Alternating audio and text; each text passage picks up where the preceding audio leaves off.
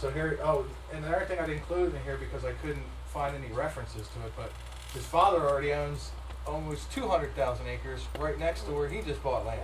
So between him and Reverend Moon and all these guys, they're building up their little shop down there. So let's see here.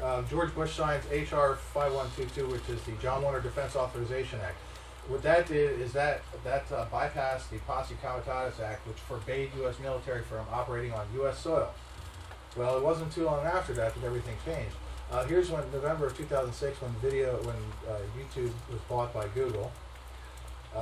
November 19th, 2006, Bush meets with, look at this doofus. Okay.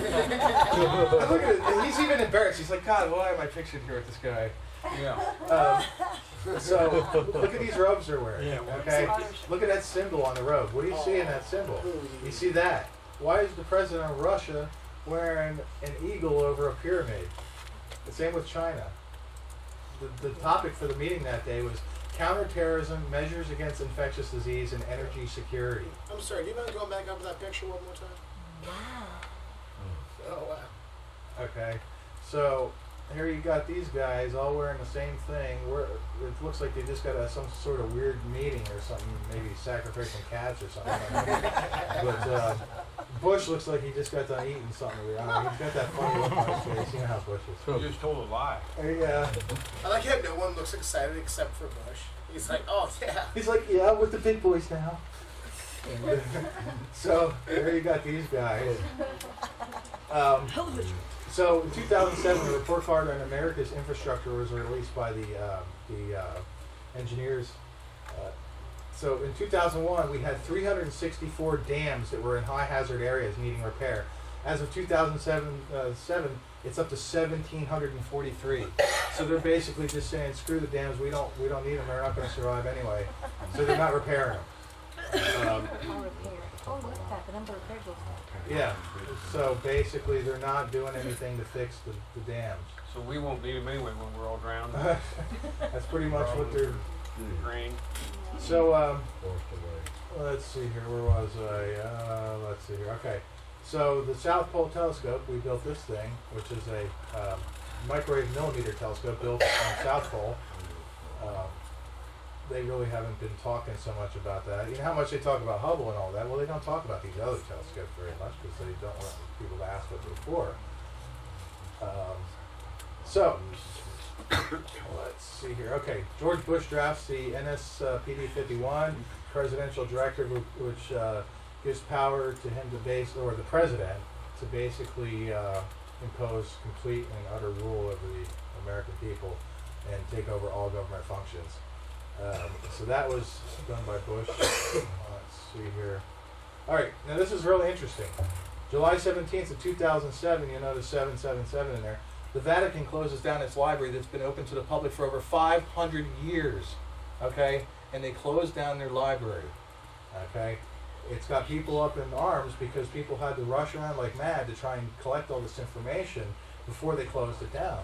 It is not expected to reopen until September of this year, or expected before. So they're not even telling you when it's going to reopen. They're just saying it's not going to open before September this year. They had to bring in extra chairs and all that for the people because there was a mass rush of people to get there to try and get as much information as possible before they closed down the Vatican Library. To me, it's amazing they closed down a 500-year library and then just, oh well, big deal. So, let's see here. September 11th, Russia tests the largest conventional weapon called the father of all bombs. That was about as big as a nuke, but it was a conventional weapon.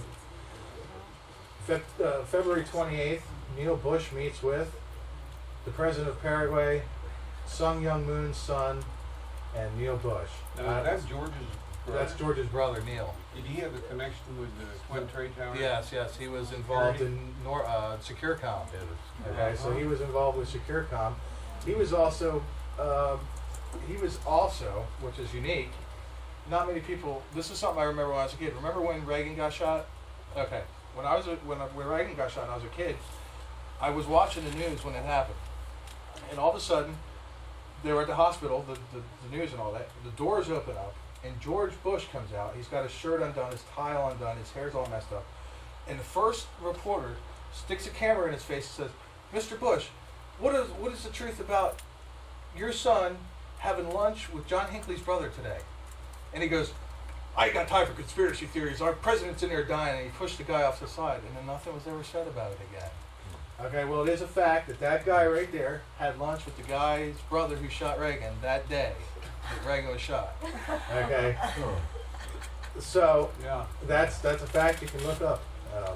And Hinckley Sr. was a neighbor of Bush Sr. Yeah, there's a lot of connections there. Houston. Let's see here. So, let's see here.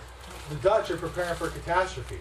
Fox News tried to run a story about it, but they decided, I guess, maybe they decided they want the public to hear it. Superstitions. All right, so we should move on to another situation. Look what happens when she tries to tell you. Where apparently they are preparing for the apocalypse. Yeah, they won't have to pray after 2012. It's all going to be over. I thought we were all concerned about 2000. Right. Wasn't that the case? Millennium, yes. So what exactly is happening in 2012? They're pretty specific What about do it. they think is going to happen? The impending end of civilization. So they're buying.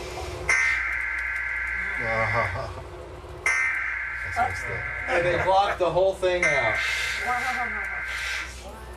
Are you kidding me? Wow. Their point of view that they wouldn't be so upset if, in fact, everything came to an end in just 4 years. So basically, you never got to hear what she told you. This is So basically, you got Fox with that news story about the Dutch preparing for doomsday. On October 1st, 2008, the Northern Command deployed 6,000 U.S. troops on U.S. soil for the first time since the 1800s. Helping people at home may become a permanent part of active army. Helping people. Yeah, helping people. Okay. This is right out of the Army Times website. Okay. So basically, here's all. Like I said, I highlighted all the important parts in red. So the 6,000 troops on U.S. soil. Then on October 2nd, 2008, Congress is threatened with martial law. City from Ohio.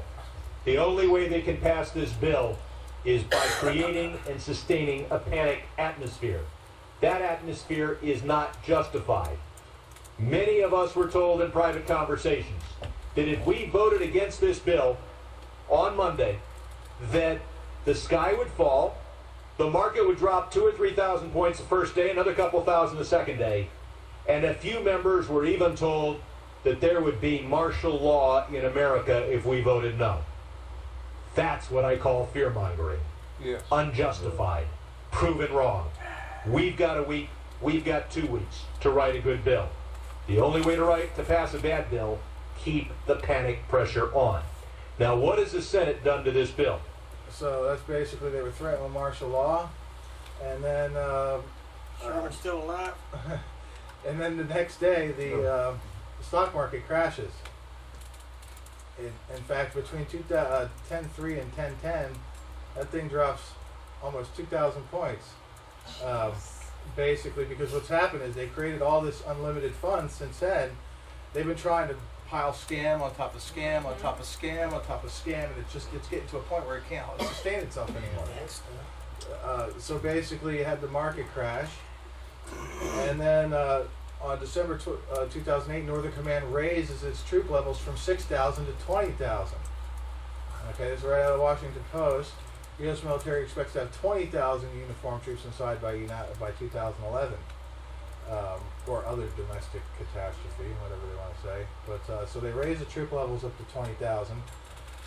Let's see here. They launched the Panoramic Telescope and Response System, which is a rapid response system. Its primary mission is to detect near-Earth objects that threaten to cause impact events. So that's something that kind of got under the radar. Now, June of this year, the military has now classified space rocks top secret. Okay, astronomers used to have all this access to these information, but now you can no longer get access to this information because asteroids and comets are now classified top secret.